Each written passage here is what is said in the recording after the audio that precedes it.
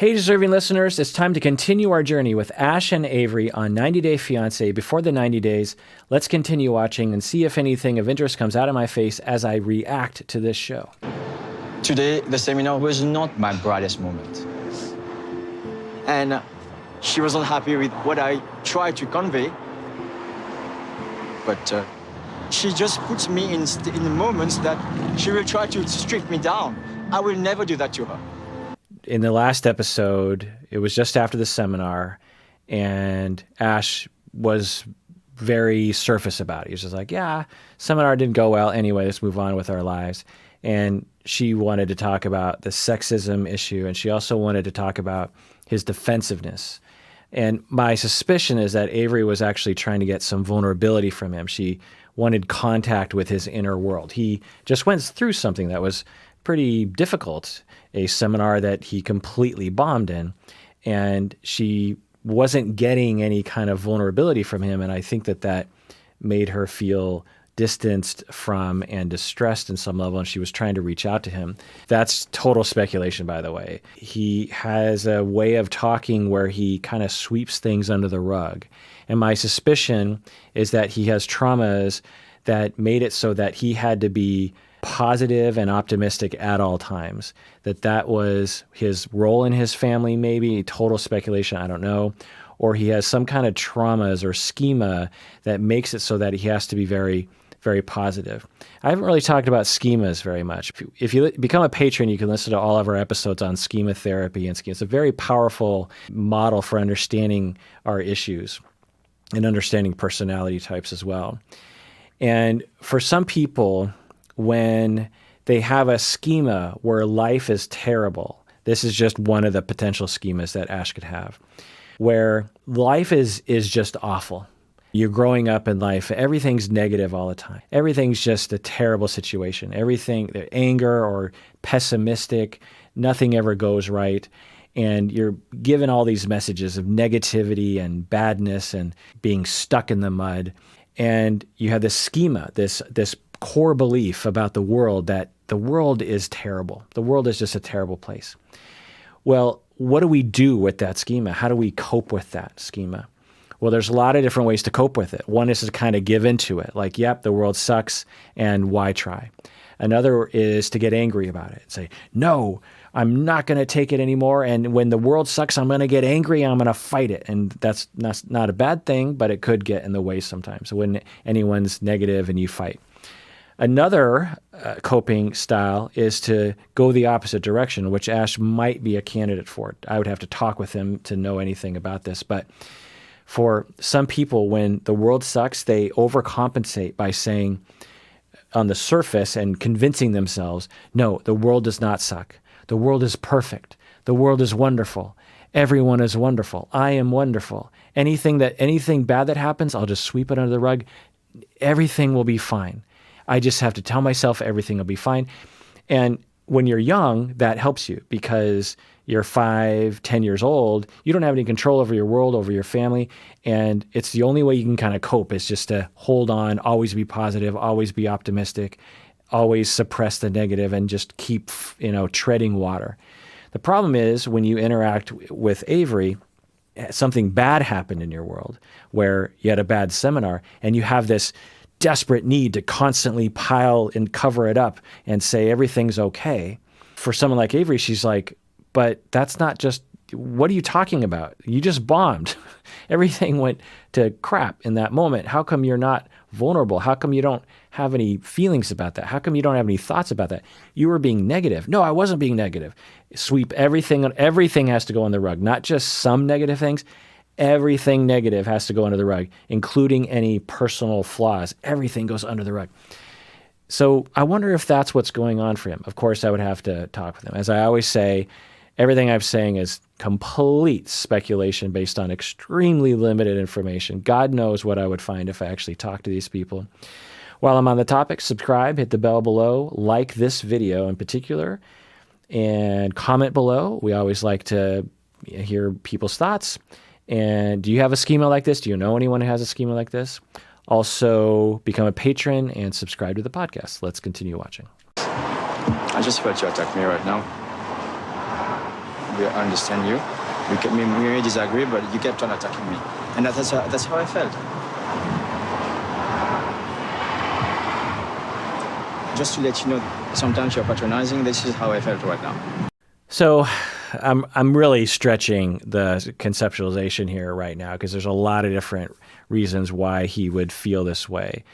It's possible that when he is not allowed to uphold his positive, optimistic, everything's perfect attitude, when people try to get underneath that, often as a way of just getting in contact with him because they want some closeness with him or at least some confirmation of reality, it feels like an attack because for him to strip away that optimism and that positivity is to strip away his whole defense mechanism that got him through his entire life. And then that exposes him to like all that negativity underneath that he feels is there, but isn't really there in this instance anyway. Just admitting that you completely bombed on stage and that you got defensive and that the two of you have differences about ideas of masculinity and femininity, it's not the end of the world. Agree to disagree. Not everyone performs well on stage all the time. So I'm wondering if that's what's happening for him, is he felt attacked because she was really challenging that ability for him to be positive and optimistic all the time. Okay, so I just started asking you about how you respond when women are like, I guess, what I have observed. Do I take care of you? Do I make you feel safe? Do I actually make you feel like you're a woman? Do I make you happy? Well, those are interesting questions. I don't think we've seen this sort of side of Ash. He's kind of attacking her, not terribly so, but do I make you feel safe? Do I make you happy? This is interesting. I think this is in line with my conceptualization. Again, no idea. I would have to talk to Ash. But it is interesting, to think that maybe that is what's happening, is that for him, he is saying, look, Avery, when you let me be positive, when you let me be optimistic, when you let me be happy, I can make you happy. That's my purpose in life, is to be positive and optimistic. I can make you happy. And it would actually fit with a relationship coach. That would lend itself to a very marketable ability, to make people feel happy and make them feel safe, make them feel positive with just a glowing, constant glow of optimism and positivity.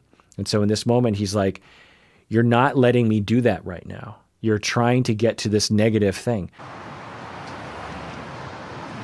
Yes, but Okay. you have to recognize I'm thinking about moving you all the way to America. But every time I start to try and ask you hard questions, this is how you respond. So that's good.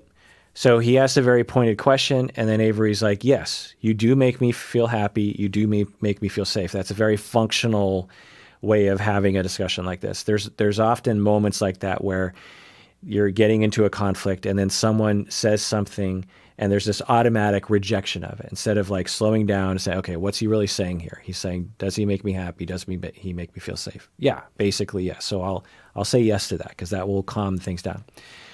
And Avery says, every time I want to talk about something that is a little bit tense and a little bit real, this is what I get. Now, I wish he would define what this means. I understand.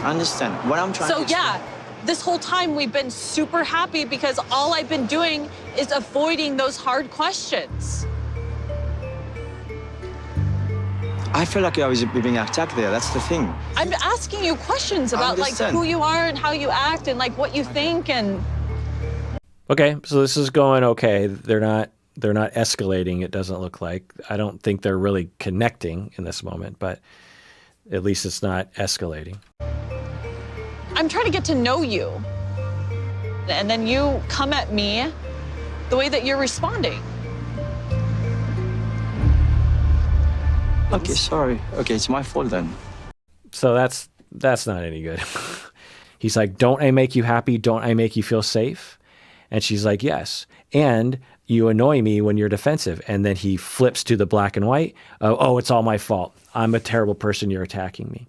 It's either I'm making you happy because I'm a good boy, or it's all my fault and I'm a bad boy and everything. It's good or bad instead of nuance. Like you can be a great person, you can make me happy, you can make me safe, and you can get defensive at the same time. It's that integration of the good and the bad.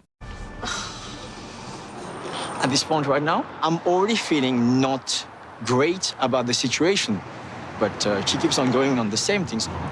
And in my mind, I'm like, what do you want more? It's a great question, Ash. I hope that she can answer that, and I wish she would answer it. I don't know. I don't know. So right now, the two of them are feeling hurt and alone, hopeless about communicating and working it out. This is where couples therapy comes in. The couples therapist has a good relationship with both people, can say, Ash, what's going on for you right now? Talk to me.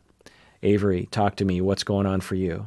And bridging that gap, helping to clarify, helping to get at what's really going on here, which is that total speculation.